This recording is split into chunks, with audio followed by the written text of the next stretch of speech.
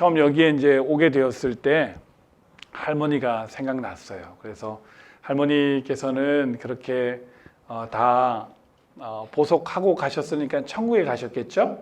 그래서 루시아 하셨는데, 그래서 우리 할머니께 제가 할머니, 천국에서 제가 이 개봉동 신자들과 할머니 다니시던 개봉동 신자들과 기쁜 시간 또 은혜로운 시간 잘 보낼 수 있도록 옆에서 함께 기도해 주세요 하고 정부를 청하면서 이곳에 왔습니다.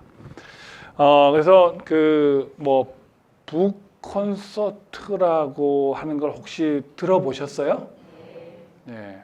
실제로 보는 건 거의 처음이시죠?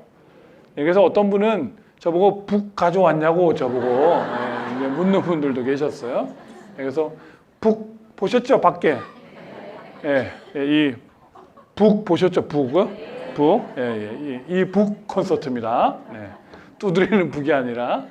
그래서 제가 우리 시작하면서 우리 개봉동 신자 여러분들께 노래 한마디 먼저 들려드리도록 하겠습니다.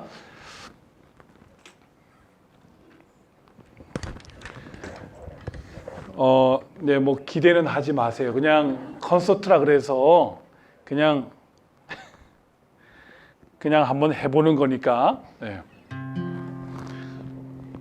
이렇게 무슨 노래를 해야 될까 하고 이렇게 생각했는데 아무래도 연세들이 아주 젊은 분들이 많으셔서 제가 이 노래를 해야 되겠다 그런 생각이 들었어요.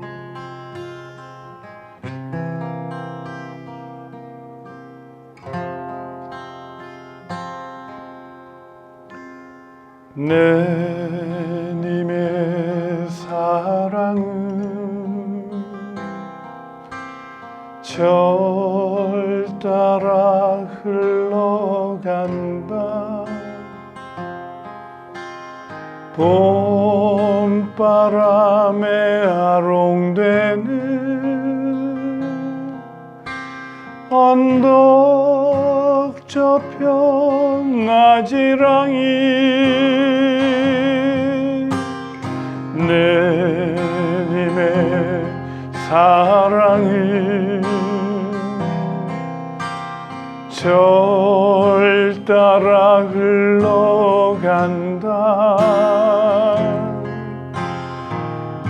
푸른 물결 힘파도 붉게 물든 저녁 노을 사랑하는 그대여 내 품에 돌아오라. 그대 없는 세상 난 누굴 위해 사나.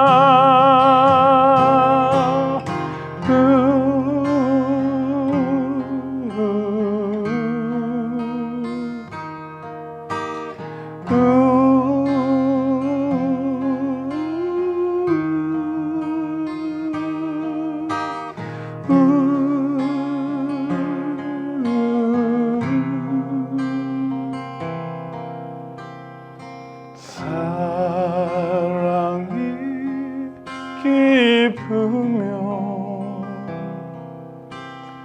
외로움도 깊어라.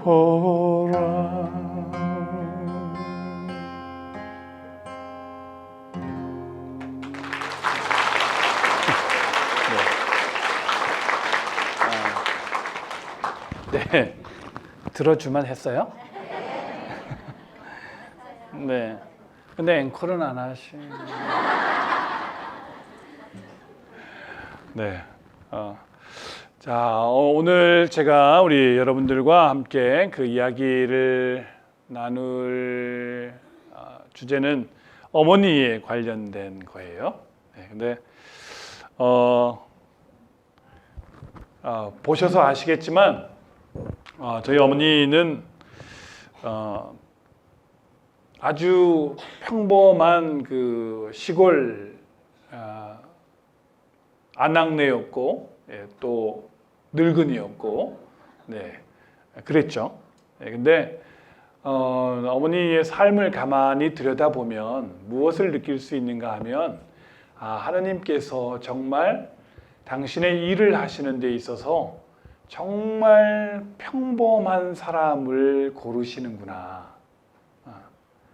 한 사람이 자신의 전 삶을 통해서 오직 하느님만 알고 하느님을 믿고 하느님을 의지하면서 산다면 어떻게 살아갈 수 있구나라고 하는 것을 어머니의 삶을 통해서 들여다볼 수 있는 것 같아요.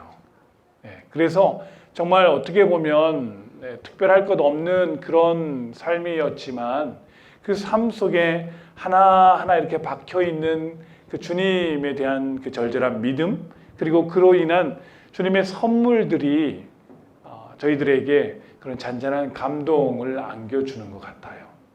그래서 여러분들께 그런 어머니와 살아왔던 그런 시간들을 조금 나누고 싶습니다. 저희 어머니는 만주에서 태어나셨어요. 만주에서 1921년에 태어나셨어요. 만주에서 태어나셔서 근데 태어날 때 아주 병약한 아이로 태어나서 우리 외할머니 외할아버지께서 아이고 얘는 살기 어렵겠다 하고 그냥 운목에다가 포대기 덮어서 놔뒀대요. 하루 이틀 지나면 죽겠거니 하고. 그런데 하루 이틀이 지났는데도 계속 낑낑거리면서 죽지를 않더래요. 그래가지고 살 수 있겠구나 하고 그때부터 다시 데리고 와서 젖을 먹이고 이제 그랬는데 아주 약하게 그냥 여러 죽을 고비를 넘기면서도 끝까지 이렇게 잘 성장을 했고, 그리고 16살에 시집을 오셨어요. 16살에. 그때는 이제 그 신자들은 신자들하고만 결혼해야 된다라고 하는 그런 그 교회 법이 있잖아요.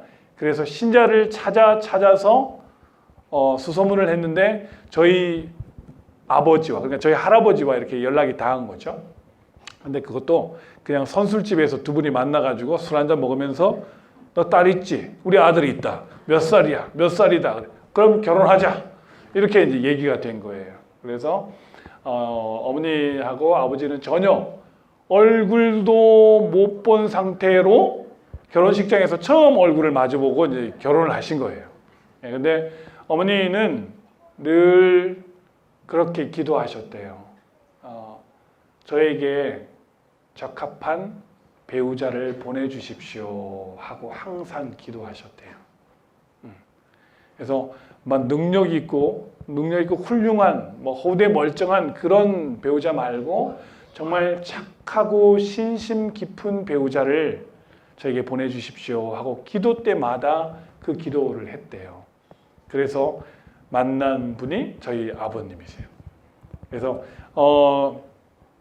저희 아버님이 과연 그 기도대로 능력도 없고 허우대도 멀쩡하지 않은, 그러나 정말 착하고 신심 깊은 그런 분이셨어요. 그래서 여러분들 자녀들에게도 그런 배우자를 위한 기도를 하라고 꼭 시키세요.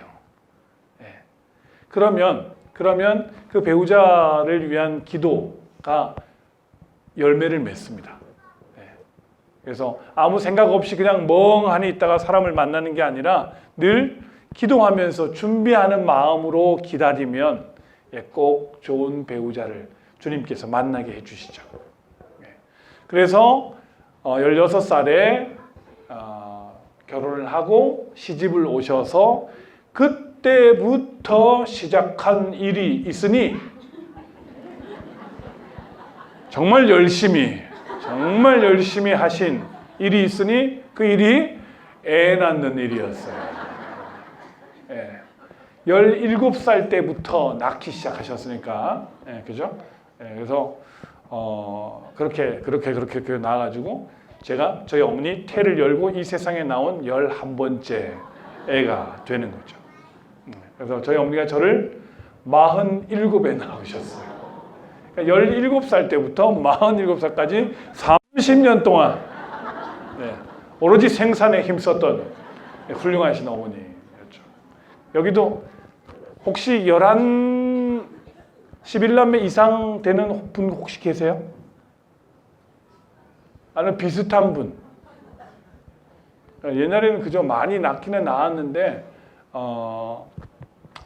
근데 특별히 좀 많이 낳으신 것 같아요. 네.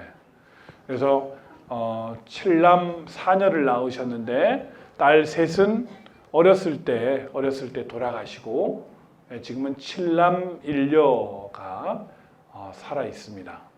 네. 그래서 이제 고아들이 돼서 저희들끼리 잘 의지하면서 그렇게 살아가고 있습니다.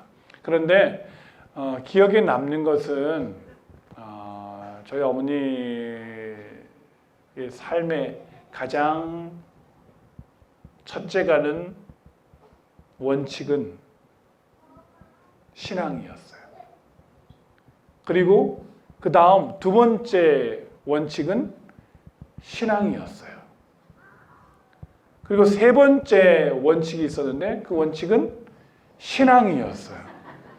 네, 오로지 하느님에 대한 믿음 하나만 가지고 그 험한 세상을 살아오신 거예요. 네. 그래서 어머니께서 일사후퇴 때 중공군의 그 포위를 뚫고 넘어오던 그런 장면들을 막 이야기하실 때면 저희들은 그 이야기를 몇 번씩 듣는데도 너무너무 재밌어서 어머니가 또 말씀을 굉장히 잘하셨어요. 그래서 아주 마음을 졸이면서 무슨 연속극 보듯이 그렇게 그 이야기를 들었던 기억이 납니다. 그런데 정말 여기 이제 그 험한 시절을 살아오신 분들이 여기 많이 계시는데 다들 아시겠지만 참 많은 고통을 겪으셨죠. 그런데 그 고난의 시간들을 뚫고 나오시면서 어머니의 그 마음속에 항상 흔들리지 않는 신념이 있었으니 그게 바로 신앙이었어요. 하나님께서는 하나님을 믿고 의지한다면 모든 일이 가능해진다라고 하는 거. 하나님께서 모든 것을 준비해 주시고 하나님께서 모든 것을 이루어 주신다. 하나님은 절대로 나를 버리지 않으신다. 하나님은 끝끝내 세상 끝까지 따라와서 나를 구원해 주실 것이다 라고 하는 그런 강한 믿음을 갖고 계셨어요. 그래서 저희 자식들에게도 당신의 그 믿음을 전해 주시기 위해서 부단히 노력을 하셨고 그리고 그런 그 교육은 저희 형제들에게 하나의 법이었죠. 그래서 저희가 성장할 때 제가 이제 그 위에 형들 얘기를 들어도 그렇고 제가 기억나는 부분들은 어머니는 저희가 매일 미사를 했어요. 어린 시절부터 저렇게 저쪽 우리 사람들 오랜만에 보네. 저럴 때부터 매일 미사를 다녔어요. 그것도 새벽 미사를. 근데 저희가 무슨 열심히 있어서 새벽 미사를 나갔겠습니까? 그게 아니라 어머니는 미사를 안 가면 밥을 안 줬어요. 밥을 안 줬어요. 그냥 어머니 말씀이 뭐냐면 영혼을 굶기는 놈들에게 밥을 먹여서 뭐하냐 이거. 영혼은 쫄쫄 굶는데 육신만 밥을 먹어서 뭐하냐. 그래서 저희는 평일 미사에 빠지지 않고 나갔던 것이 살기 위해서 나갔던 거예요. 살기 위해서. 그러니까 신앙이라고 하는 것이 우리의 삶과 생명과 직결된다라고 하는 가르침을 어렸을 때부터 받은 거예요. 그래서 성장하면서부터 그 어떤 것도 신앙에 우선할 수 없었어요. 그래서 어머니께서 그 연세 이제 많이 드셔서 젊은 엄마들을 만나서 젊은 엄마들에게 이야기할 때 항상 그런 말씀을 하셨어요. 언제 여러분들이 자녀들에게 너 엄마 젖 먹을래? 아니면 서울 우유 먹을래? 하고 물어보고 먹이지 않았다 이거야. 네가 뭐 영양제가 있는데 아픈데 너 수액을 맞을래? 안 맞을래? 물어보고 수액을 맞추지 않았다는 거지. 네가 나중에 커서 훌륭한 사람이 되려면 학교 교육을 받아야 하니 너 학교 갈래 말래 하고 물어보고 학교에 보내지 않았다는 거예요. 자고로 부모라고 하는 사람들은 자녀들에게 가장 좋은 것을 주어야 할 의무를 가진 사람들이 부모가 아니냐. 그런데 여러분들 다른 것들은 자녀들에게 이거 해라 저거 해라 학원 가야 된다 공부해야 된다 하고 그렇게 강제를 하면서 왜 유독 신앙에 대해서는 이야기하지 않냐? 왜 신앙은 자기가 커서 선택할 수 있게 해주고 싶어요? 그런 이야기를 할 수 있냐? 다른 것도 다 물어보고 먹이고 다른 것도 다 물어보고 학교 보내지. 그거는 자기가 원하는 대로 좋은 것을 주어 놓고 신앙 문제에 있어서만큼은 유독 본인의 판단에 맡기겠다라고 하는 것은 너희에게 그 신앙이 절대적인 것이 아니다는 거예요. 그 신앙이 너희에게 첫 번째가 아니기 때문에 하느님이 너희 인생의 첫 번째가 아니기 때문에 아이들에게 신앙에 대해서 이야기하지 않는다는 거예요. 여기 계시는 분들 중에 아마 이런 부분에 대해서 이렇게 가슴 뜨끔한 분들이 분명히 계실 거예요. 우리가 자녀들에게 가장 좋은 것을 주어야 한다라고 하는 걸 알면서 그리고 지금까지 자녀를 위해서라면 무엇이든지 주기 위해서 최선을 다해 살아왔는데 내가 그 자녀들에게 내 인생의 가장 크고 중요한 가치라고 생각하는 이 신앙에 대해서 이야기하고 이 신앙을 물려주려고 노력했는가? 그리고 그 아이들이 지금 다 어디에 가 있나? 그래서 늦지 않았습니다. 이제 제가 언뜻 보기에는 이제 애를 낳아서 기르기에는 좀 어려워 보여요. 어려워 보이는데 성령의 감도하심이 아니라면 좀 어려워 보이는데 그래도 이제 여러분들의 손주, 손녀들을 교육해야 할 책임이 있는 거죠. 그 아이들에게 신앙에 대해서 이야기하십시오. 그리고 그 신앙이 우리에게 참으로 중요한 것임을 우리가 가장 근본적으로 우리가 돌아가야 할 곳이 어디인지에 대해서 아이들에게 이야기해 주어야죠. 그래서 제가 어렸을 때 기억들을 더듬어 보면 기억에 남는 부분들이 그런 게 있어요. 어머니 이렇게 어렸을 때 어머니 이렇게 무릎을 베고 잠이 들 때 어머니께서 이렇게 머리를 이렇게 쓰다듬어 주시면서 성인전 얘기를 그렇게 해주셨어요. 당신이 읽었던 성인전 얘기를 그렇게 해주셨습니다. 근데 그 성인전 얘기가 지금도 생생하게 기억이 나요. 그리고 어머니께서 그 자식들을 하나씩 이렇게 낳을 때마다 그 태중에 그 아이를 뵀다고 생각이 되면 그때부터 성인전을 이렇게 쭉 보셨대요. 성인전을 보다가 이 성인의, 이 성녀의 삶이 정말 훌륭하구나 하고 마음에 와 닿으면 그 뱃속에 있는 아이의 세례명을 이미 지어놨다는 거죠. 그래서 저를 배웠을 때는 루도비코 성왕의 삶이 정말 훌륭하구나.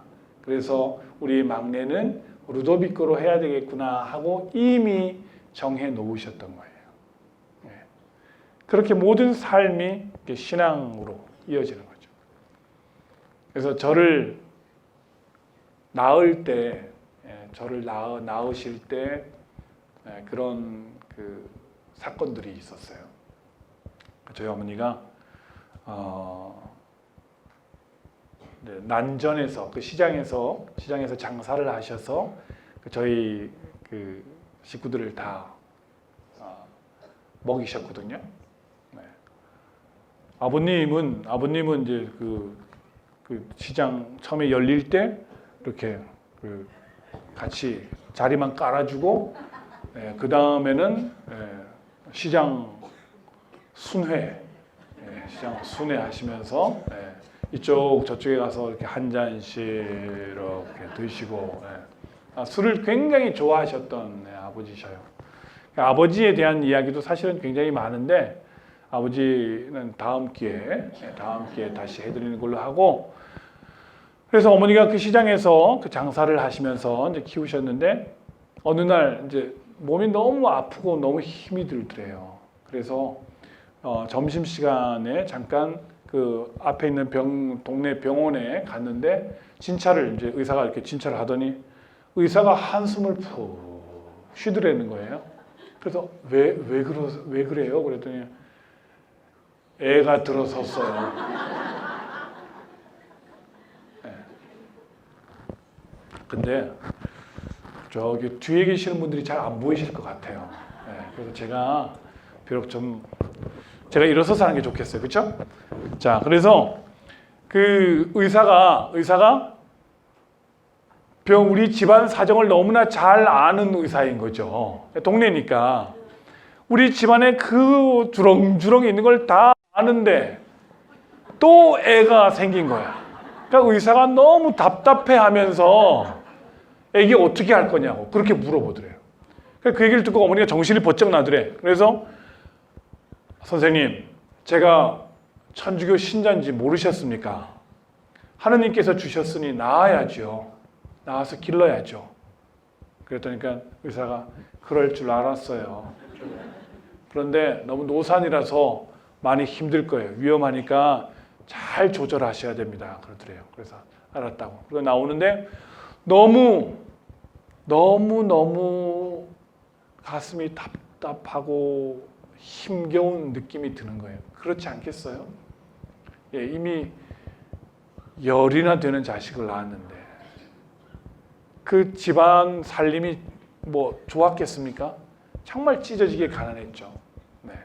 육성회비도 못 내가지고 학교에서 맨날 벌 서고 쫓겨나오고 그랬던 그 시절인데, 그냥 어머니가 너무 힘이 들어서 그냥 그 병원 앞에 벤치에 털썩 주저앉아서 넋을 잃고 그냥 한참을 앉아 계셨대요. 근데 정신을 차려보니까 해가 벌써 서쪽에 뉘엿뉘엿 해가 기울더라는 거예요. 그러니까 그렇게 정신없이 거기 앉아 계셨던 거죠. 그래서 다시 정신을 차리고 그래도 살아야지 하고 터덜터덜 집으로 돌아오셨다고 하는 얘기를 제가 고등학생 때 그 얘기를 처음 들었어요. 어머니한테. 네. 근데 제가 그 얘기를 듣는데 제 이 머릿속에 그때 그 어머니의 절망스러운 마음들, 그 처절한 그 마음들이 그냥 느껴지는 거예요. 제가 그때 느낌도 참 안 됐다. 네. 어떻게 여자로서 저렇게 기구하게 저렇게 살 수 있을까? 네. 그래서 그때 제가 결심한 게 내가 어머니한테 정말 잘해드려야 되겠다. 네. 어머니께 효도해야 되겠다 하고 그때 결심을 했어요. 그래서 그때부터 생각해보면 어머니 속을 안 썩였던 것 같아요. 그때부터. 네. 그래서 제가 그 약속을 지키기 위해서 제가 본당 신부로 딱 나가자마자 80이 넘은 엄마를 식복사로 고용을 했죠. 제가. 식복사로 고용을 해서 제가 어머니를 모시고 다녔어요. 뭐 말이 식복사지 상전이죠, 상전. 네. 그래서 어머니 돌아가실 때까지 제가 모시고 한 10여 년을 모시고 살았어요, 어머니를. 네. 근데 어머니께서 어쨌든 이제 47의 나이에 저를 낳으시는데 너무 힘드셨대요. 그래서 계속 성모님께 이 아이를 봉헌합니다 하고 성모님께 계속 저를 봉헌하면서 저를 낳으셨다고 그래요. 네, 무사히 나온 것 같죠? 어디 찌그러진 데 없죠? 네, 그래서 제가 어렸을 때부터 들은 얘기가 너는 성모님께 봉헌된 아이야. 네. 너는 성모님께 봉헌된 아이인데 그래서 되겠니? 네. 너는 성모님께서 늘 함께 계시면서 너를 보살펴 주는 아이야. 그런 얘기 정말 많이 들었어요. 근데 요 방법도 효과가 있습니다. 네. 그래서 아이들한테, 그 작은 아이들한테 계속 그런 이야기를 해주시는 거예요. 주님께서 항상 너와 함께 계셔. 성모님이 너를 보살펴 주실 거야. 이런 말들이 아무것도 아닌 것 같지만 굉장히 오래 갑니다. 그 효과가. 그래서 아이를 학교에 보내면서도 오늘 예수님께서 너와 함께 하실 거야. 오늘 성모님께서 너를 돌봐주실 거야. 그리고 너 수호천사 계시지? 수호천사가 오늘 하루 종일 너를 졸졸 따라다니면서 보호해 주실 거야. 이런 이야기들 의식적으로 자꾸 하시면 아이가 의식을 합니다. 아, 예수님께서 나와 함께 계시는구나. 성모님이 나를 보살펴 주시는구나.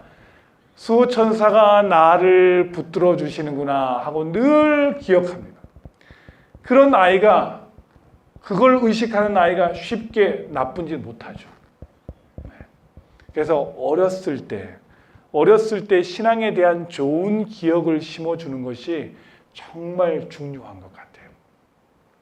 그래서 제가 어렸을 때 그 어머니와의 관계 속에서 기억에 남는 장면들이 있는데 그 중에 하나를 소개해드리면 어머니는 늘 그 신앙 안에 있던 분이기 때문에 학교 교육은 전혀 못 받으셨어요. 옛날에 그 할머니들이 뭐 많이 그랬던 것처럼 학교에서 글을 배운 적이 없어요.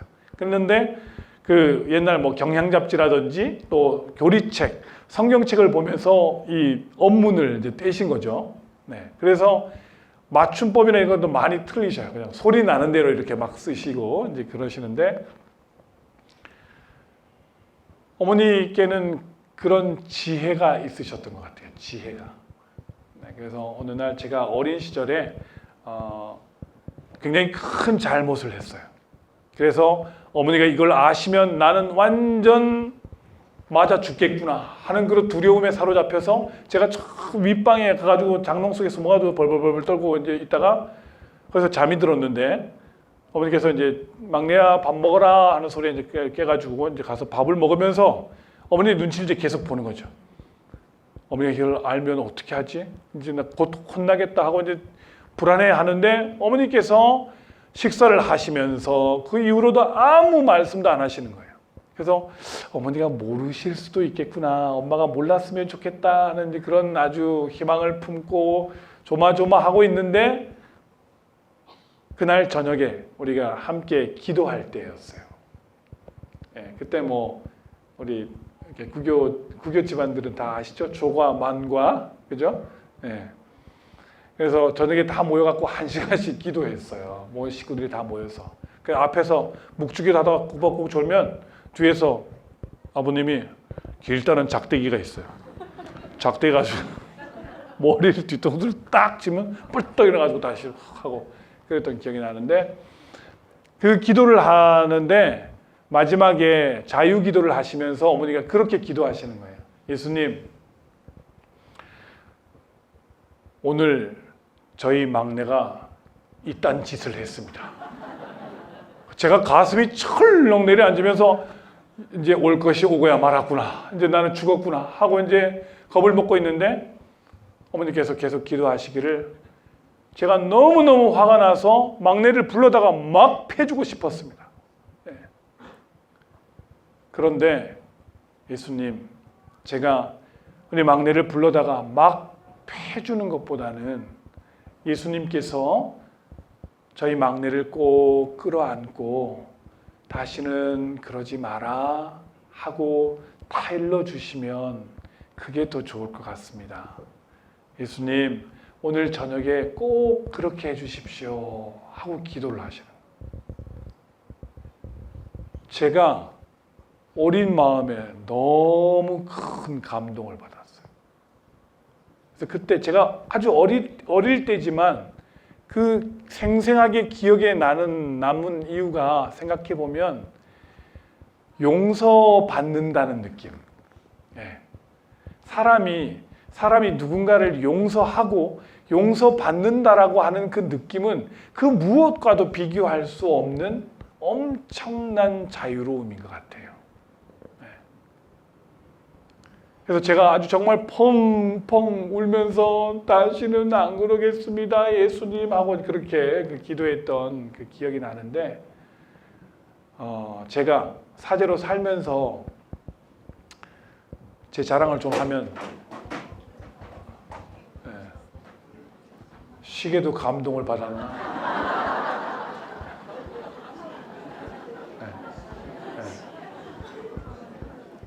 끝날 때가 됐다고 얘기를 하는 것 같은데. 네, 그래서 어디까지 했죠? 제 자랑한다 그러니까 저 시계가 떼끼. 네. 그래서 제가 신자들에게 굉장히 관대한 편입니다. 네. 신자들에게 화를 내지 않아요. 네. 물론 이것도 저희 어머니께서 제가 그 사제 서품 마지막 피정을 들어갈 때 어머니께서 저에게 또 편지를 써서 주셨어요.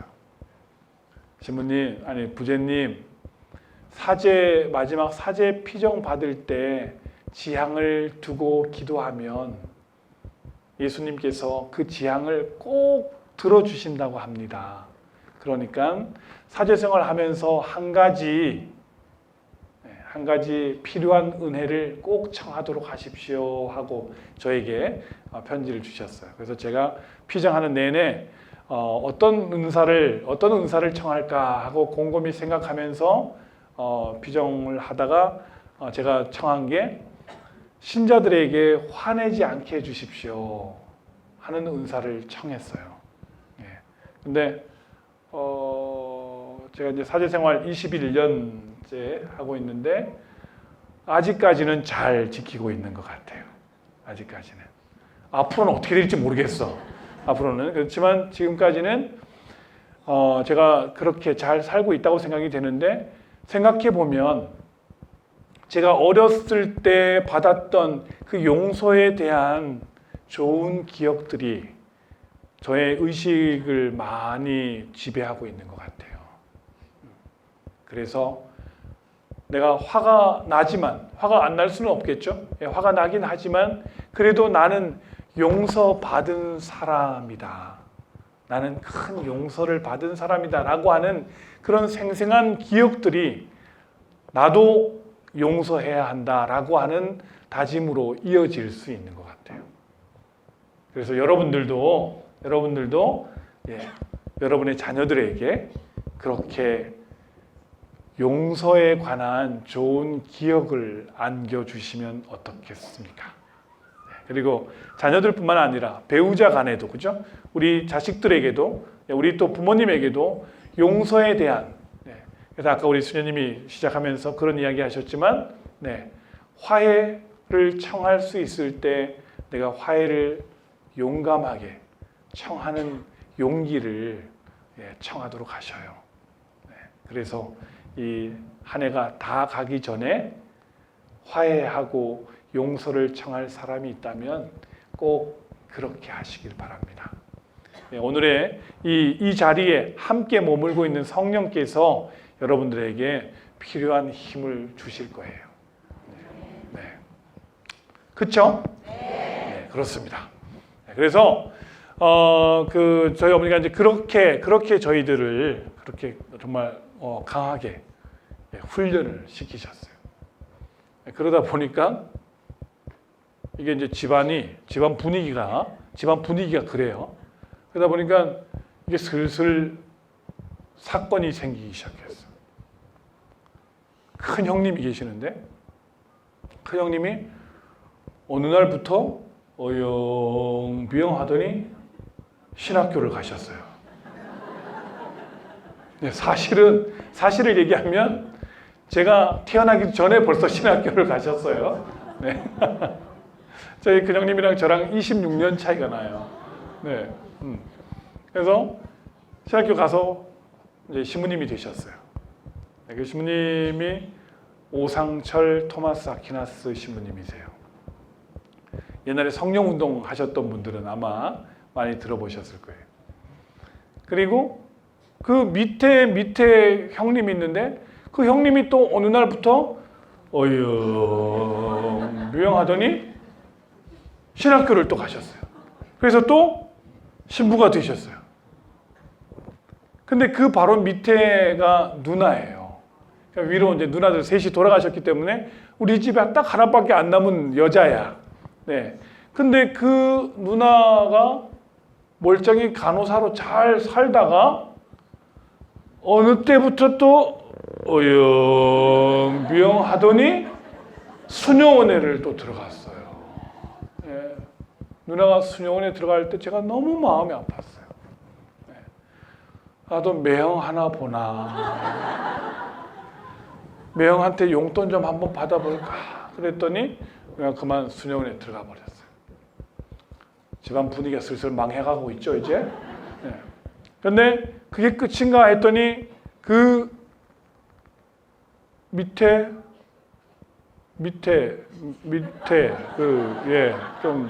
좀 더 내려와서 밑에 그 동생이 그 형님이 한 분 또 계시는데 그 형님이 또 멀쩡히 대학을 잘 다니다가 또 어영부영 하더니 신학교를 또 들어갔어요. 그 신학교에 들어가서 또 신부님이 되셨어요. 이제 제가 남았잖아요. 제가 어떻게 했겠습니까?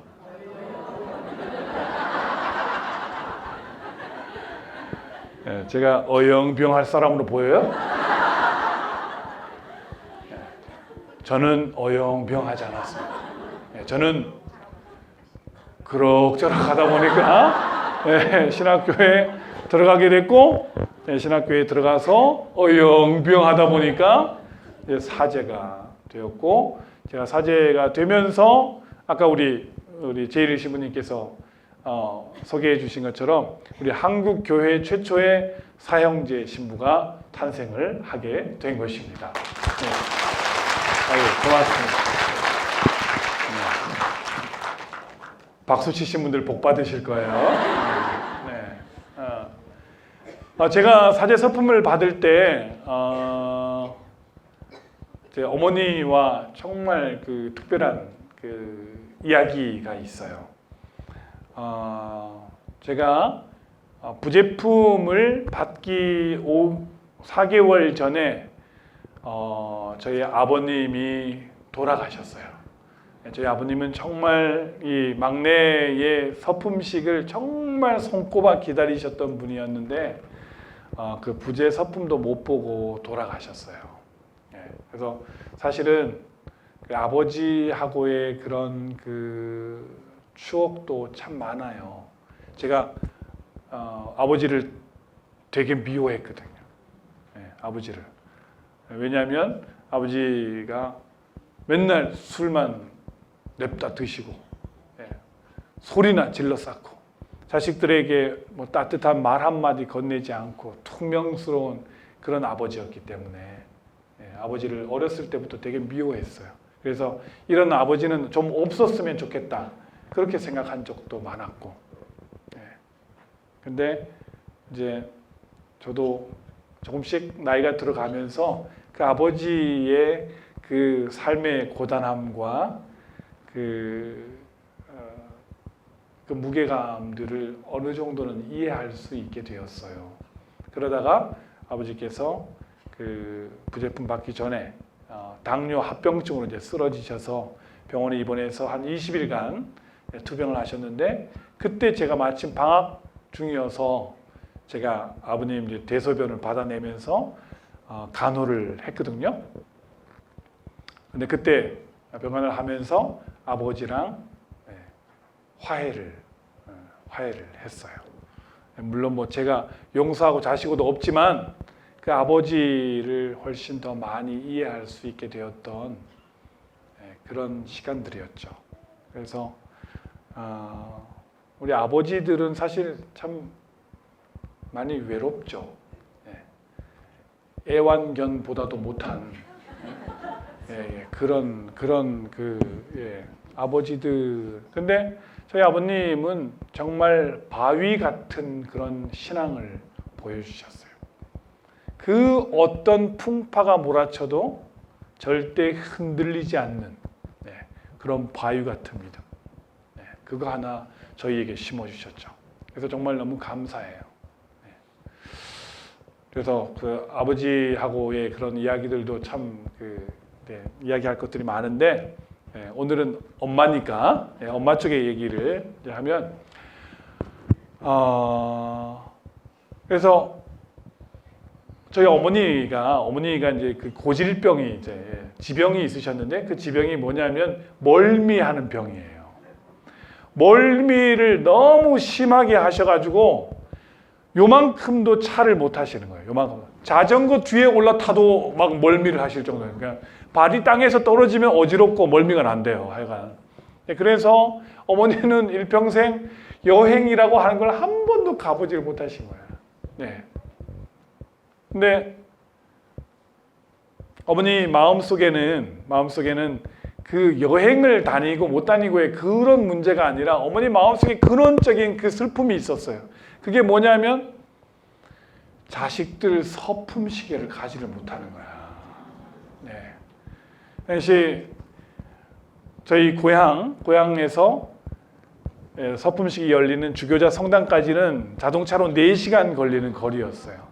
대관령 구비구비길을 올라와야 하는 그런 길이었기 때문에 어머니는 엄두를 못 내시는 거예요. 그래서 자식들 서품 시계 한 번도 못 갔지. 하나밖에 없는 딸내미 서원시계도 첫 서원, 종신서원에도 못 가지. 그러니까 늘 마음속에 그게 너무나 큰 이제 한이었던 거죠, 그게. 네. 그래서 늘 혼자 집에서 그냥 묵주기도만 하고 계셨던 거예요. 근데 그래서 늘 아버지만 혼자 이제 그 부모님석에 앉아서 참석을 하셨죠. 근데 제가 부제품을 봤는데 아버지가 돌아가셨잖아. 그냥 부제품 때 부모님석에 아무도 안 계셨어요. 네. 혼자 쓸쓸히 제가 그 부제 서품을 받았어요. 여기 부제님들도 2분이나 계시대요. 너무 부러워요. 여러분들이 정말 기도 열심히 하시나 봐. 네, 그죠? 네. 진짜요? 그래요. 근데 지금까지도 중요하지만 지금부터가 정말 중요해요. 지금까지 해왔던 기도보다 2배씩은 더 하셔야 될 거예요. 그래서 어쨌든 제가 부제품을 그래서 혼자 이렇게 받고 이제 끝났는데 부제품이 끝나고 난 다음에 우리 주교님께서 저희 큰형님 신부님을 부른 거예요. 불러가지고 오신부 내년 이 막내 사제 서품식 때는 그래도 우리 최초의 사형제 신부가 탄생하는 중요한 자리가 아닌가. 이제 아버님도 돌아가셨으니 어머니를 무슨 일이 있어도 어머니를 이 서품식장에 모시고 오게. 정 안 되면 마취를 시켜서라도 모시고 와야 된다 하고 요거는 제가 붙인 거야. 제가 붙인 거예요. 요거는. 네. 그래서 그렇게 이제 아주 엄하게 이제 명령을 하신 거예요. 그래서 큰형님 신부님께서 그 명령을 받들고 그 다음부터 시간만 나면 고향집에 내려오셔가지고 어머니 차 타는 연습을 시작한 거예요. 차 타는 연습을. 그래서 100m, 200m 이렇게 차 타는 연습을 그냥 1년 내내 이제 그렇게 하셨어요. 그런데 그렇게 연습을 많이 하셨는데도 불구하고 어머니한테는 그게 너무 너무 어려운 일이었어요. 이미 연세도 70이 훌쩍 넘으셨고. 그래서 서품식이 다가오는데 어머니께서 고개를 절레절레 흔들면서 난 도저히 못 가겠어요. 근데 어머니 마음속에는 너무너무 가고 싶은 거예요. 그 자리에. 그 심정 이해가 되시죠? 네. 그러니까 어머니가 맨날 며칠 고민하고 아파하시다가 당신이 딱 결심을 한 게 어떻게 결심했냐면 나 걸어갈 거예요. 네. 그래서 실제로 어머니가 서품식 3일 전에 보따리를 싸들고 집을 나섰어요. 3일 전에. 네. 그래서 우리 이제 자식들 중에 우리 형님 중에 한의사가 한 명 있어요. 한의사가 이제 차를 몰고 뒤에서 졸졸졸 따라가고, 네. 어머니가 걸어서 출발을 하신 거예요. 가다가 너무 힘들면 어머니 한번 차 타보실래요? 그러면 차 살짝 탔다가 또 내려서 또 힘들어 하시다가 또 걷고. 그래서 첫날에 하루 종일 걷고 쉬고 걷고 타고 하면서 올라온 게 대관령 꼭대기를 올라온 거예요. 하루 종일. 예, 차를 타면 한 25분 정도 걸리는 거리를 하루 종일 거기를 99구비를 걸어갖고 올라오신 거예요. 근데 우리 놀라운 일을 준비하시는 우리 좋으신 하느님, 예? 야훼 이레, 예, 좋은 일을 준비하시는 하느님께서는 이미 그걸 다 아시고 그 대관령 꼭대기에 있는 대관령 성당에 저희 형님 신부님을 본당심으로 발령을 내셨어. 그래가지고 대관령 성당에 들어가신 거예요. 그래갖고 완전히 기절하셨어요. 네, 기절. 근데 한의사가 밤 내내 장침으로 사방을 찔러대가지고, 네? 다시 다음날 아침 일으켜 세워놨어요. 그 다음날 하루 종일 걷고 타고 반복하다가 결국 우리 춘천에 이제 주교자 성당이 있는데 그 춘천 밑에 홍천이라고 하는 곳에 겨우 도착을 하셨어요. 근데 모든 일을 준비하시는 좋으신 하느님, 그 한의사가 홍천에 살아요. 네. 그래서 한의사 집에 들어가서 다시 기절. 다시 한의사가 장침을 들고 사방을 막 찔러대서 다음날 아침에 다시 일으켜 세워놨어요. 용하죠? 어딘지 알려드릴까요? 자, 그래서 그 다음날 어머니께서 다시 아침 새벽 일찍 출발을 하셔가지고 걷고 타고를 반복을 하면서 결국 마침내 서품식 30분 전에 성당에 도착을 하셨어요. 그러니까 기진맥진, 예, 완전히 그냥 그냥 죽을 것 같은 그런 이제 얼굴로 도착을 하셔서 겨우 이제 또 누워서 좀 휴식을 취하시다가 이제 서품식 미사에 이제 참석을 하신 거예요. 얼마나 감격스러우셨겠어요. 그렇죠? 네, 그러니까 서품식 내내 어머니는 눈물을 흘리면서 그 미사에 참석을 하셨고 또 그런 어머니를 이렇게 뵈면서 저도 너무 고맙기도 하고 또 너무 안쓰럽기도 하고 그런 마음에 저도 같이 울면서 미사를 봉헌했던 그런 기억이 납니다. 그리고 미사가 끝난 다음 이제 제가 사제가 되어서 첫 강복을 어머니께 정성을 다해서 안수 기도를 해드렸어요. 어머니 이제 기분이 너무 좋으시네요. 그래서 이제 그 식당에 가서 이제 또 오신 분들 대접도 하고 잔치도 하고 이제 다 끝났어요. 근데 문제가 생겼어. 집에 또 가야 되는 거예요 이제. 그래서 이제 어떻게 이 길을 또 가야 되는구나 하고 이제 생각하고 있는데 어머니께서 나 이제 차 탈 수 있을 것 같아요. 그러시는 거예요. 그래서 어머니 지금 어머니 기분이 좋으시니까 그렇게 느끼는 거지 어떻게 그래야 안 될 거예요. 아니에요. 저 차 탈 수 있을 것 같아요. 근데 너무 확신에 차서 이야기를 하시는 거예요. 생각해 보면 성경 말씀에 그런 말씀 나오잖아요. 10수년 동안 하혈하던 여자가 예수님의 옷자락에 손을 대자마자 자신의 몸에서 병이 빠져나간 것을 느꼈다. 어머니도 자신의 병이 나았다라고 하는 어떤 느낌을 받으신 것 같아요. 그러니까 아주 확신에 차서 나 탈 수 있을 것 같아요. 그래서 어차피 가야 되니까 이제 그래요. 갑시다. 그럼 한번 해봅시다. 가다가 힘들면 다시 내리면 되지. 갑시다. 하고 차에 탔는데 그 차가 승용차도 아니에요. 그 저희 성당에서 그 사람들을 실어 나르기 위해서 대절한 관광버스야. 예. 그 관광버스에 올라 앉아서 4시간이나 되는 그 길을 단 한 번의 휴식도 없이, 단 한 번의 멀미도 없이 단숨에 집까지 내려가셨어요. 예.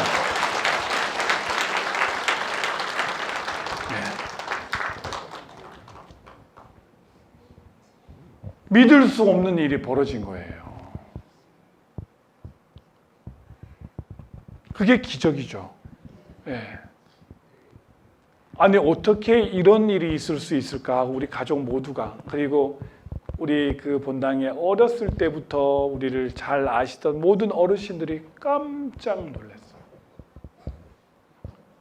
그래서 어떻게 이런 일이 가능할까 하고 생각해 보니까 어머니께서 그 한평생 자식들의 서품식, 서원식에 참여하지 못하고 그냥 집에서 그냥 기도하고 기다리고 계셨던 그 인내의 시간들, 그리고 정말 죽을 위험을 무릅쓰고 나섰던 그 3일간의 그런 고난의 여정들, 그리고 눈물로 참석했던 서품 미사, 그리고 첫 강복, 이런 모든 것들을 통해서, 그 긴 시간들을 통해서 하느님께서는 그런 선물을 준비하고 계셨던 거예요. 그래서 그 모든 시간들이 다 합해지고 모아져서 그런 치유의 기적이 일어났다고 생각이 들었어요. 네. 여러분들도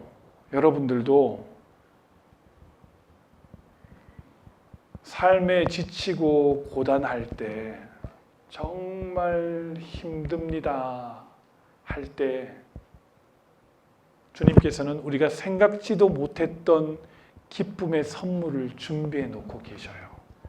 네. 그래서 여러분들이 지금 여러분들 중에 정말 나 힘들다, 나 어렵다, 정말 금방 쓰러질 것 같다라고 느끼는 분들이 있다면 용기를 내십시오.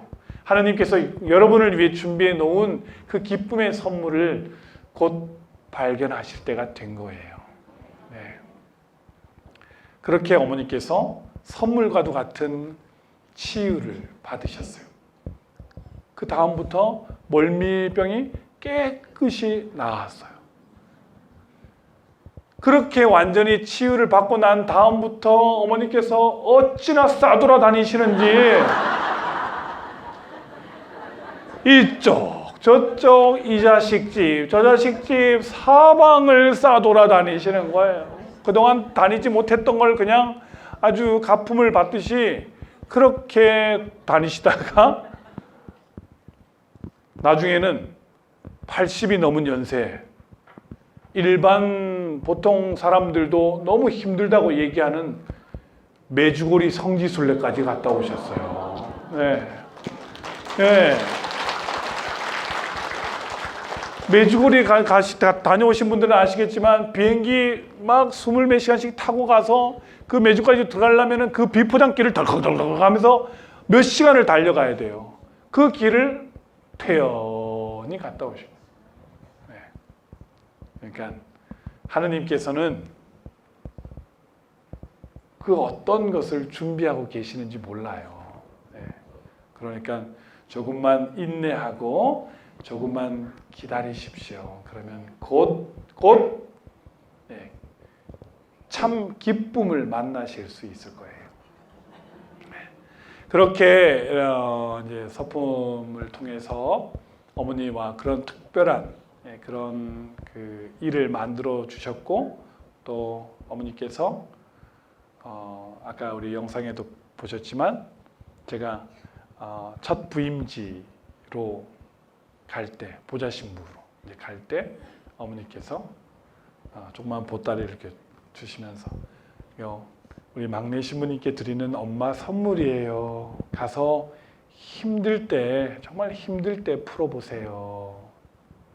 제가 고맙습니다. 그걸 받고 이제 큰 절을 올리고 그리고 이제 돌아와서 이제 본당에 부임을 했는데 그날 저녁에 힘들 때 풀어보라 그랬는데 너무 궁금한 거예요. 이게 뭘까 도대체. 그래서 그날 저녁에 그걸 이렇게 풀어봤더니 그 안에 이제 베네쩌고리와 또 보셨던 그 1살 때, 2살 때 입었던 그 아기 옷이 이렇게 곱게 켜져 있었어요. 그리고 그 위에 편지를 쓰셔서 그 편지지에 옛날 그 편지지에 볼펜으로 이렇게 꾹꾹 눌러서 편지를 써주셨어요. 네. 사랑하는 막내 신부님, 신부님은 원래 이렇게 작은 사람이었음을 기억하십시오. 제가 그 편지를 읽으면서 정말 많이 울었어요. 그 어머니의 그 짧은 그 편지가 소리 나는 대로 막 이렇게 쓰신 그 짧은 편지글 안에는 이 막내 신부가 삶의 마지막 순간까지 사제로 잘 살아주었으면 하는 그 엄마의 간절한 바람과 기도가 그 짧은 글 안에 가득 담겨 있었기 때문입니다. 제가 지금도 제가 사제 생활하면서 조금 힘들다, 어렵다 느껴질 때 제가 소중하게 간직하고 있는 그 엄마의 선물 보따리를 풀어봅니다. 풀어보고 또 엄마 편지를 읽으면서 새롭게 또 힘을 얻곤 하죠. 그래서 여러분들께 부탁을 좀 드리면 우리 사제들을 위해서 여러분들이 기도해 주셔야 돼요. 제가 어렸을 때는 그 기도의 의미에 대해서 저희 사제들은 신자들의 기도를 먹고 사는 존재들입니다 라고 하는 말을 하기는 했지만 그 말이 지니는 그 의미와 그 무게에 대해서는 잘 알지 못했어요, 사실. 그런데 이제 사제 생활이 조금씩 많아지다 보니까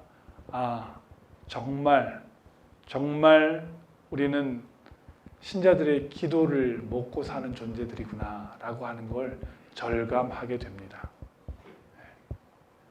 그래서 여러분들이 사제들을 위해 기도해 주셔야 우리 사제들이 더욱 힘을 얻고 올바른 방향으로 나아갈 수가 있습니다. 그래서 저희 어머니께서 늘 그런 이야기를 저희 신부들에게 해주셨어요. 자식들에게 신부님은 기관차입니다. 기관차가 수없이 많은 객차를 끌고 달려가는 곳을 향해서 나머지 객차들도 따라가게 되어 있습니다. 신부님들은 기관차고 객차에 타고 있는 사람들이 신자들입니다. 신부님이 엉뚱한 곳으로 방향을 잡고 달려가면 그 객차에 탄 신자들은 어쩔 수 없이 따라갈 수밖에 없습니다. 그러니까 신부님들이 방향을 잘 잡는 것이 너무나 중요합니다 하고 몇 번이나 강조해서 말씀해 주셨어요. 저희 사제들이 어떻게 이 세상 속에서 올바른 방향을 잡고 바르게 살아갈 수 있을까요? 바로 신자 여러분들의 따뜻한 관심과 사랑, 또 기도 때문에 그 기도로 말미암아 저희가 그 길을 바르게 갈 수 있는 것이죠. 그래서 다시 한번 여러분들께 감사를 드리면서 또 부탁을 드리는 것은 우리 신부님들을 위해서 정말 많이 기도해 주십사 하고 부탁을 드립니다. 해 주실 거죠? 네. 그리고 그 신부님들 위해서 기도하시면서 그 끝자락에 저도 조금 끝자락에 기억해 주시면 감사하겠습니다. 그래서 그 기도의 중요성에 대해서는 너무너무 많은 체험들이 있죠. 제가 4학년 때 이제 그 성소에 대해서 많이 고민을 하고 방황을 할 때 그때 정말 심각하게 이제 고민을 했어요. 내가 이 길을 끝까지 갈 수 있을까? 자신이 없다. 그래서 그만둬야 되겠다 하는 그런 생각들로 많이 기울어지고 있을 때 그때 그 정말 추운 겨울날이었어요. 그날도 새벽에 일찍 집으로 귀가하던 때인데 뭐 새벽에 일찍 집으로 귀가한다는 거는 맨정신이 아니라는 얘기죠. 그죠? 네. 그래서 이제 그렇게 이제 뭐 그날도 그렇게 가지고 들어가는데 뭐 무슨 안방에서 중얼중얼 하는 소리가 들리는 거예요. 그래서 이게 무슨 소린가 하고 가서 안방 문을 이렇게 열고 들여다보니까 그때 이제 저희 집이 철도 관사였기 때문에 옛날 일제시대 때 철도 관사에서 우풍이 굉장히 심했어요. 그래서 저녁에 자기 전에 이 물 조금 먹고 이렇게 놓으면 다음날 아침에 그 물이 꽝꽝 얼 정도로 그렇게 우풍이 심하던 곳인데 그 새벽에 두 분이 그 연세 드신 두 분이 담요를 이렇게 뒤집어 쓰고 성모상에 또 예수성심상 모셔놓은 그곳에 촛불을 밝혀놓고 두 분이 기도하고 계시는 거예요. 제가 그 자리에 서서 한참을 그 모습을 지켜봤어요. 지켜보는데 제 마음속에 그런 생각들이 차올랐어요.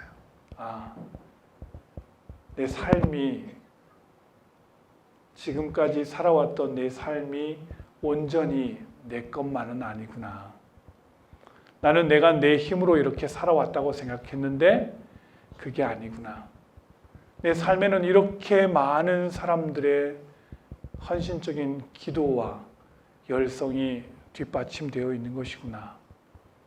내 삶은 이제 나만의 것이 아니구나 라고 하는 깨달음들이 마음속에 차올랐어요. 그러면서 주님, 제가 어디를 가겠습니까? 그때 마음을 바로잡고 그 이후로는 지금까지 한 번도 흔들린 적이 없는 것 같아요. 그래서 그때 부모님이 두 분이 촛불을 밝혀놓고 기도하시던 그 모습들은 이제 저한테는 좀 하나의 신념이 된 거죠. 그래서 저는 그런 얘기합니다. 사람들이 신부님의 아버지는 요셉 성인 같으시고 어머니는 성모 마리아 같으셨겠어요. 그래요. 제가 그럽니다. 천만의 말씀, 만만의 콩떡입니다. 택도 없는 소리입니다. 저희 어머니 아버지는 1년 365일 중에 330일을 싸우신 분이에요. 그럼 나머지 30일은 안 싸우셨나요? 나머지 30일은 아버지가 너무 술에 취하셔서 말씀을 못 하셨기 때문에 싸움이 안 됐던 거죠. 330일을 싸우시던 분입니다. 제가 이제 이야기를 합니다. 그런데 그런 집안에서 어떻게 이렇게 많은 사제와 수도자가 납니까? 아까 하나 빼먹었는데 서운해하겠다. 우리 형님 중에 자식이 하나 또 신부가 됐어요. 그 조카도 또 하나 또 어영병하다 신부 됐어요. 그런데 그렇게 싸움박질하던 집안에서 어떻게 이렇게 많은 성소가 나올 수 있을까? 생각해 보면 기도의 힘인 거예요. 두 분이 아무리 싸우고 아무리 무슨 일이 있다고 하더라도 새벽에 일어나서 하는 그 새벽 기도는 두 분이 일어나서 하는 1시간 반 동안 바치는 그 새벽 기도는 두 분이 혼인해서 사시던 50몇 년의 시간 동안 한 번도 어긴 적이 없어요. 난리통에도 두 분이 함께 기도하셨다 그랬으니까. 그 기도의 힘이 아니고 뭐겠습니까? 다른 어떤 걸로 이걸 설명할 수 있을까요? 그래서 제가 그 젊은 부부들 교육을 할 때 그런 이야기를 많이 합니다. 싸워라. 싸우지 않는 부부가 위험한 부부다 원래. 예. 싸우지 않는다고 하는 건 아예 기대를 안 한다는 거야. 아예 기대도 안 하고 사랑도 다 식은 거지. 그러니까 안 싸우는 거죠. 기대할 게 없으니까. 근데 싸워라. 싸울 때는 정말 박터지게 싸워라. 그러나 중요한 게 있다. 싸울 때 시작 기도를 해야 된다. 시작 기도를 해야 된다. 너 이리 와. 너 오늘 죽었어 나한테. 이리 와. 딱 앉혀놓고 성부와 주님, 오늘 제가 이 편대를 아주 그냥 박살내게 도와주십시오. 주님, 제가 아주 이 자리에서 끝장을 볼 수 있게 도와주십시오. 저에게 힘을 주십시오. 주님, 이러면서 기도하고 그리고 나서 싸우라 이거야. 그리고 막 머리 터지게 싸우라. 다 싸우고 나면 어떻게 해야 돼? 마침 기도해야지. 마침 기도해야지. 그렇게 기도하는 부부에게 그런 가정에 불가능한 게 무엇이 있을까요? 그렇게 기도하는 집안에는 늘 주님께서 함께 계시고 그분께서 그 가족의 일원으로 사시면서 모든 어려움들을 보살펴 주실 것이다. 그래서 어느 집에 제가 굉장히 그 인상적인 그 장면이 있어서 제가 잠깐 소개를 드리면, 제가 어느 이제 부부 집에 초대를 받아서 이제 식사를 하러 갔어요. 근데 그 집에 이제 아이들이 그 둘이에요. 조그만 아이들이 이제 저기 쟤들처럼 딸 둘인데 조그만한 애들이죠. 그래가지고 이제 그 부부랑 그 아이랑 저랑 이렇게, 근데 맞은편에 또 이렇게 그 수저가 놓여 있어요. 그래서 누가 또 오셔요? 그랬더니 그 아이가 예수님 자리예요. 이러는 거야. 제가 너무 감동을 받았어요. 이 부부가 아이들을 정말 잘 기르는구나. 늘 예수님께서 우리와 함께 머무르신다고 하는 사실을 아이들에게 늘 가르쳐 주는구나. 그 아이들이 잘못될 수 있을까요? 네, 그렇지 않을 거예요. 주님께서 여러분과 함께 계십니다. 네, 그래요. 자, 그렇게 우리가 기도하는 삶을 살아갈 수 있다면 그 어떤 것도 두렵지 않고 그 어떤 것도 가능하지 않은 일이 없을 것입니다. 그렇게 이제 사시다가 이제 저희 어머니가 이제 연세가 이제 점점 많이 드셨죠. 그래서 제가 아까도 말씀드렸다시피 본당 이제 보좌 신부할 때는 어쩔 수가 없었고, 본당 신부로 딱 나가자마자 저희 어머니를 픽업을 딱 해서 고용을 했죠. 식복사로. 80이 넘은 식복사 보셨어요 혹시? 식복사를 딱 고용을 이제 했습니다. 그런데 제가 어머니를 모시고 산다고 생각을 했는데 돌이켜보면 완전히 반대였어요. 어머니께서 저를 지켜주신 거죠. 제 마음속에 그런 생각들을 심어주셨던 하느님께서는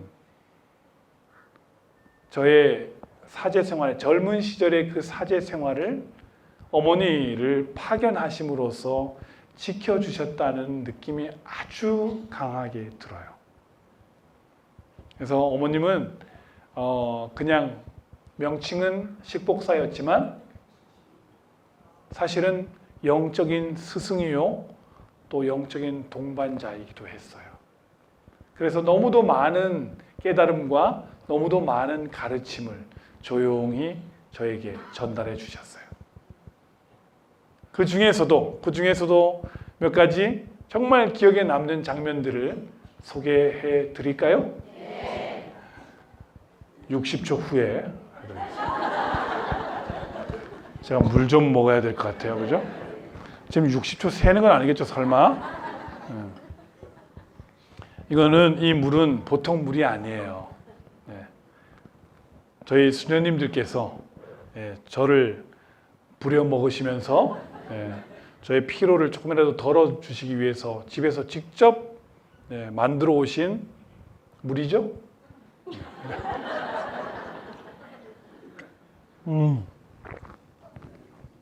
네. 60도 됐죠? 네. 사실 제가 원래 그 노래를 이제 이 노래 저 노래 이렇게 막 부르고 이제 그러는데 오늘은 제가 목 컨디션이 별로 좋지를 않아요. 네, 그래서 노래를 불러드리지 못하는 것에 대해서 죄송하게 생각하고 대신 여러분들이 포천 성당에 오시면 제가 포천 성당인데 그 포천 성당이 성지 성당이에요. 거기서 복자 두 분이 나셨어요. 그래서 그 순교터가 있고 그 순교터에 제가 성지 담당 신부로 발령이 나서 그 포천 성당에서 본당 신부와 함께 그 성지 담당 신부를 하고 있는데 올 한 해 전대사의 은총이 주어진 성당입니다. 그래서 여러분들이 순례를 오시면 전대사의 은사도 얻으시고 또 제가 라이브도 들려드리는 그런 그 행사가 있으니까 여러분들 포천 성당으로 성지순례 많이 오시면 좋겠어요. 자, 어디까지 했죠? 네? 어머니와의 인상 깊었던 장면들을 제가 다 알아요. 근데 잘 듣고 있나 안 하나 제가 확인하려고 그러는 거예요. 네. 그래서 제가 이제 젊은 신부로서 이런저런 행사들을 이렇게 막 기획을 하고 또 교구의 큰 행사도 맡아서 그 교구의 큰 행사를 준비하고 이러면서 아주 많은 그 일들을 깔끔하게 잘 처리를 해서 행사를 성공적으로 끝냈어요. 제가 너무 기분이 좋은 거야. 그래가지고 주교님으로부터 칭찬도 받고 그래서 제가 이제 후출해져가지고 이제 집으로 돌아왔어요. 돌아와서 어머니를 앉혀놓고 제가 막 자랑질을 했죠. 어머니, 제가 이번에 이런 행사를 준비했는데 이렇게 해가지고 이런 어려움들이 있었지만 이렇게 다 처리하고 이런 시원하면서 내가 그랬더니 행사가 잘 끝났고 많은 사람들이 박수를 보내고 너무 잘했다고 칭찬하고 주교님께서도 칭찬하시고 그래서 너무 잘 끝났어요. 제가 어깨 으쓱 해가지고 탁 얘기를 하니까 어머니께서 저를 어머니는 자주 그러시거든요. 그럴 때가 있어요. 그럴 때가 언젠가 하면 잘 들어보세요. 어머니 저를 물끄럼 이렇게 보셔. 얼굴을 이렇게 가까이 대고 이렇게 보셔. 보시면서 한마디. 그래서 영광은 하느님께 돌리셨어요. 제가 망치로 뒤통수를 한 대 땅 얻어맞는 그런 느낌이죠. 어깨 우쭐우쭐 하다가 어깨가 이렇게 내려가면서 그래야죠. 네. 그렇게 제가 교만해지지 않도록 제가 하느님의 영광을 가리지 않도록 어머니께서는 끊임없이 저를 일깨워 주셨어요. 그리고 어머니가 이제 점점 이제 연세가 또 들어가면서 이제 거동이 힘들어지셨어요. 그래서 매일 미사에 참석을 하셨는데 저희 이제 그 사제관이 2층이었어요. 그래서 계단을 내려와야 하는 그런 곳이었는데 어머니께서 이제 다리도 아프고 허리도 아파서 그 계단을 내려올 수 없는 지경이 된 거예요. 네. 그래서 그 사제관에서 제가 스피커를 이제 연결해 드려서 사제관에서 그 성당을 이렇게 내려다 보면서 미사에 참여하시고 나중에 미사 끝나고 제가 성체를 모시고 와서 성체를 영해 드리고 그랬는데 어머니께서 평일 미사는 못 내려가셔도 주일 미사는 내가 이렇게 밥을 먹고 앉아서 밥을 먹는 사람이 어떻게 주일 미사를 안 가냐? 그래서 주일 미사 때는 당신이 내려오셨어요. 그런데 어떻게 내려오셨냐 하면 엉금 기어서 거기를 내려오셨어요. 그래서 이렇게 허리를 다치셔가지고 이렇게 업지도 못해요. 허리를 다치셔서. 그래서 당신이 이렇게 움직이셔야 되는데 그래서 그걸 엉금 기어서 그 계단을 내려오셔가지고 성당에 오셔서 미사를 하시고 올라가실 때는 이제 또 제가 이렇게 그 어머니 미사 쓰고 미사 그 가방을 들고 뒤에 따라가고 어머니가 거기를 기어서 이제 네 발로 걸어 올라가시는 거예요. 제가 뒤에서 이렇게 따라가는데 어머니께서 중간에 허리를 이렇게 한번 펴시면서 저를 이렇게 돌아보시면서 많이 흉하죠? 네, 그래요. 그래서 제가 아니요 어머니 아직도 뒤태가 쓸만하네. 네, 예뻐요. 그러니까 어머니께서 저도 힘들어요. 그렇지만 저의 이런 고통과 시련들을 주님께 봉헌하고 싶어요. 이 땅의 사제와 수도자들을 위해서 저의 이 희생을 봉헌합니다. 그러면서 그 길을 또 기어 올라가시는 거예요. 그래서 더 열심히 살 수밖에 없겠죠. 그러다가 제가 그 속초에 있는 성당에서 성당을 짓게 됐어요. 주교님께서 저보고 오신부 여기 성당 하나 지어라 하고 이제 명령을 하시는 거예요. 그래서 제가 주교님 저는 절대 못합니다. 차라리 제 배를 째십시오 하고 말씀을 드렸어야 하는데 그렇게 말씀을 못 드리고 그냥 바보같이 그러는 바람에 이제 제가 성당을 짓게 됐는데 되게 걱정이 많았어요. 어머니께서 그 이야기를 들으시더니 주님께서 왜 이렇게 늙고 병든 사람 할미를 왜 안 데려가시나 하고 걱정이 많았는데 이렇게 내 인생의 마지막 숙제를 준비해 놓으셨군요. 그러시면서 신부님 아무 걱정하지 마세요. 제가 기도로 열심히 도와드릴 테니까 모든 일이 다 잘 될 거예요. 그러시면서부터 그때부터 기도를 물론 뭐 그 전부터도 많이 하셨지만 그때부터 정말 치열하게 기도를 하셨고 그래서 제가 이제 사방으로 이제 막 모금을 나갔어요. 모금을 이제 막 나가서 이제 그 모금 우리 뭐 그 시골 성당의 힘만으로는 성당을 지을 수가 없으니까 이렇게 서울 이렇게 오면서 그때 개봉동에 못 와서 죄송해요. 그래서 다녔는데 정말 그 모금 다니는 거 정말 힘들고 어려운 일이에요. 예. 그러니까 제가 잠깐 부탁을 좀 드리면 여기도 그런 분들 오시죠? 근데 제가 부탁을 드리면 제가 유경험자로서 부탁을 드리면 그런 신부님이 오셨을 때 돈은 안 내도 좋아요. 근데 표정만이라도 좀 아이고 고생하신다 이런 표정만이라도 좀 지어줬으면 좋겠어요. 제가 딱 그래서 찬미 예수님 딱 하면 신자들이 뭐 한번 해봐. 내가 내나 봐라. 이런 표정으로 딱 앉아 있으면 그런 표정을 딱 대하면 말문이 탁 막혀요. 자괴감이 듭니다. 내가 이러려고 신부가 됐나? 예. 이런 자괴감이 들어요, 정말. 예. 그러니까 돈은 안 내도 좋아요. 돈 안 내셔도 좋은데 표정만큼은 아유 고생하십니다. 예.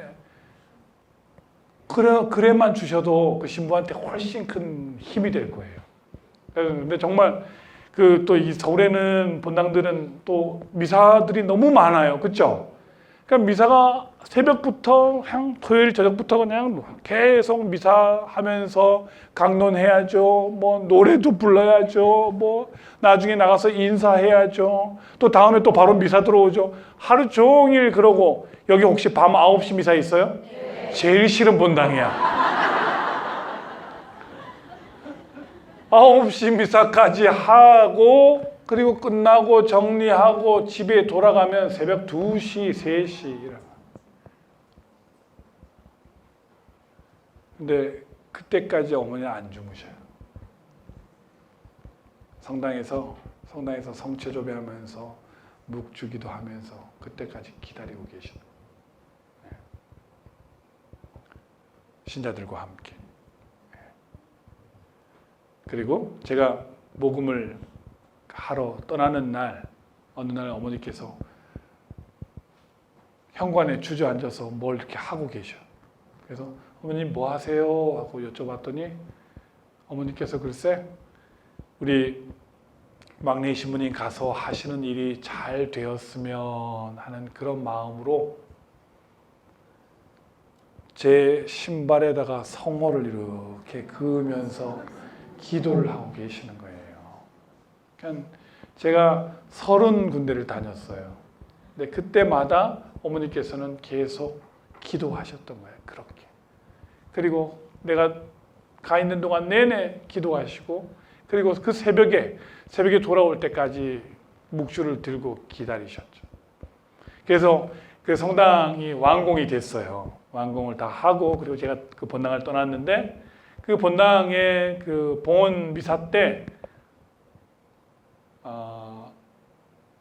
어머니가 그 봉헌 미사 하기 한 4개월 전에 돌아가셨어요. 네.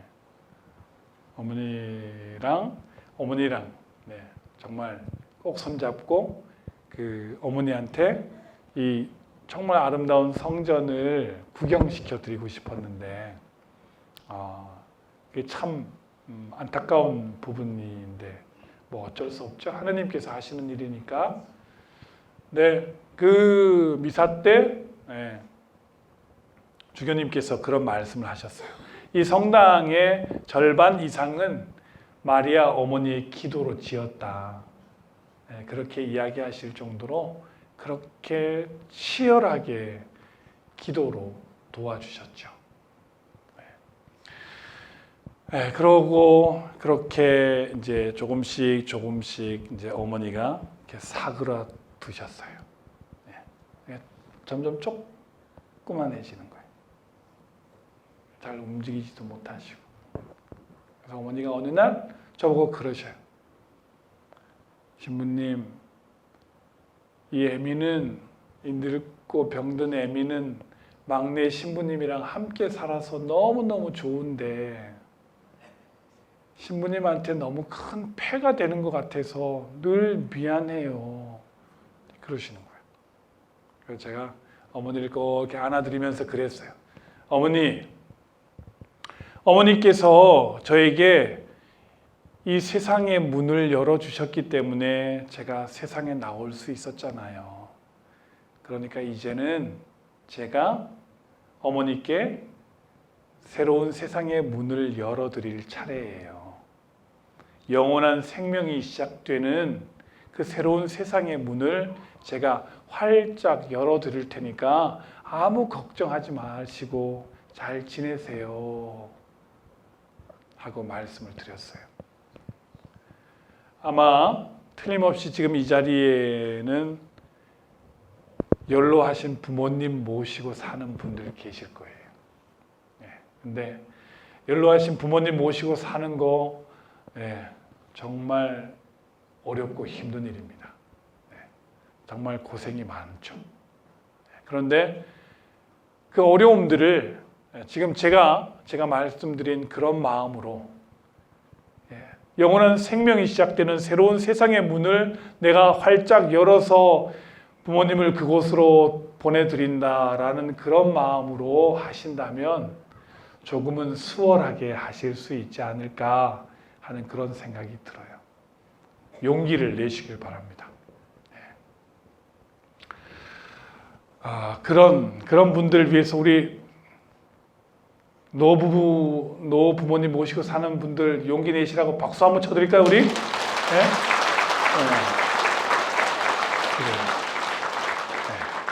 용기를 내시길 바라요. 그렇게 어머니께서 이제 조금씩 사그라 드시면서 어머니가 또 더 놀라운 생각을 하시고 그걸 실천하셨어요.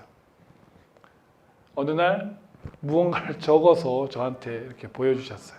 이게 뭐예요, 어머니? 그러니까 입당성가 몇 번, 봉헌성가 몇 번, 성체성가 몇 번, 마침성가 몇 번인가 이렇게 적어서 저를 이렇게 주시면 어머니 이게 뭐예요? 그러니까 제 장례 미사 때 부를 성가예요.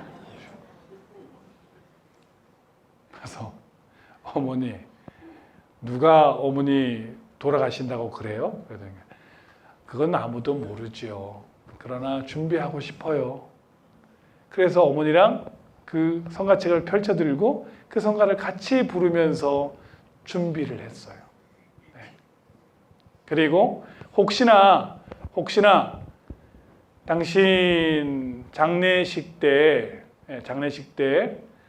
장례 미사를 하면 사람들이 울 수도 있겠다. 그러나 울지 말라고 얘기해 줘라. 그래서 꼭 막내 신부님이 강론을 하셔라. 형님 신부님들은 뻣뻣해서 잘 못하니까 막내 신부님이 꼭 강론을 하시면서 신자들을 꼭 웃게 해줘라. 내가 세상을 떠나서 하늘나라에 가는 기쁜 날인데 모두가 웃으면서 나를 보낼 수 있게 해주십시오 하고 부탁을 하셨어요. 그래서 제가 장례미사 때 강론을 제가 맡아서 했어요. 신자들 웃겨주라고 했는데 제가 너무 눈물이 나는 거예요. 제가 어머니를 그렇게 모시고 살았으니까 장례식 내내 너무너무 눈물이 났어요. 그래서 제가 강론할 때 선글라스를 끼었어요. 선글라스를 가져올 걸 잘못했네.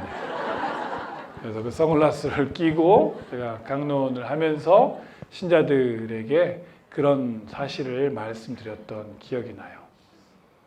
그리고 당신의 비석에다가는 이렇게 새겨달라고 부탁하셨어요.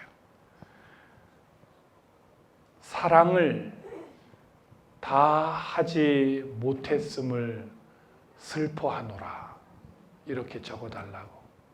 그래서 어머니 그건 어떤 의미예요? 하고 여쭤봤더니 내가 살면서 삶이 너무 팍팍해서 자식들을 대할 때 엄하게 이 아이들이 신앙에서 벗어나지 않도록 해야 되겠다는 그런 일념으로 너무 강하게만 키우려고 했던 그런 모습들이 후회가 됩니다.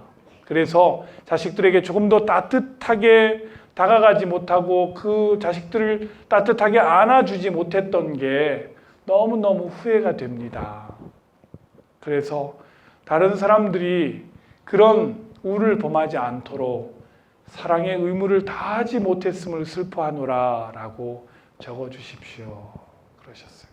그리고 혹시 당신이 돌아가시고 난 다음에 장례식이라든지 여러 가지 당신으로 인한 어떤 일이 생겼을 때 수익이 발생한다 그러면 그 모든 수익금은 사제 양성을 위한 성소 후원금으로 사용해 주십시오 하고 또 부탁을 하셨어요. 그래서 저희가 장례 때 들어온 모든 부조금 모든 것들을 다 성소 후원금으로 봉헌을 했고 이 책도 마찬가지입니다. 이 책으로 인해서 생기는 수익들을 전액 교구 성소 후원회로 기증을 하게 되어 있습니다. 그리고 수녀님께서 나중에 또 말씀하시겠지만 이 책을 판매를 하면 오늘 이 판매되는 판매 금액 10%를 이 본당 성소 후원금으로 기증을 하게 되어 있어요. 그래서 제가 말씀드렸던 내용들 그리고 미처 다 하지 못했던 내용들이 이 책에 담겨 있습니다. 어머니가 정말 담담하게 써내려가신 삶의 기록들이 여기에 있으니까 여러분들이 한번 읽어보시면 아마 좋은 체험이 되실 수 있을 것 같아요. 그리고 자녀들에게 특히 아이를 키우는 젊은 엄마들에게 또 대녀들에게 선물로 주실 수 있다면 그것도 참 좋을 것 같습니다. 그래서